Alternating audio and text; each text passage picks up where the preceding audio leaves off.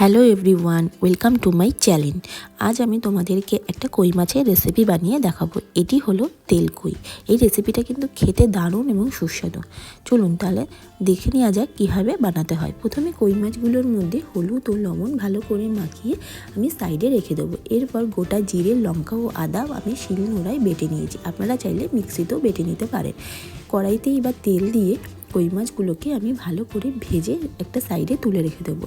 ওই তেলের মধ্যেই আমি গোটা কটা ধনে আমি ভেজে তুলে রেখে দেবো। এরপর ওই তেলের মধ্যেই আমি গোটা জিরে ফোড়ন দিয়ে আদা বাটা, লঙ্কা বাটা ও জিরে বাটা দিয়ে আমি ওই মশলাটাকে ভালো করে কষিয়ে নেব। প্রায় এইবার আমি ওই কষানোর মধ্যে লঙ্কা গুঁড়ো, হলুদ গুঁড়ো ও লবণ দিয়ে আবার ভালো করে কষিয়ে নেব। প্রায় যখন তেল ছেড়ে দেবে তখন আমি জল দিয়ে দেবো।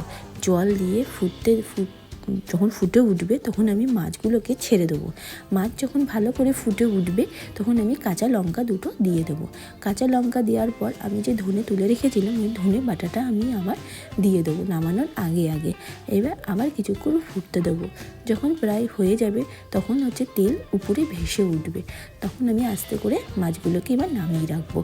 কেমন হয়েছে বন্ধুরা জানাবেন কিন্তু, গরম ভাতের সাথে একদম জমে যাবে। দেখা হচ্ছে পরের ভিডিওতে।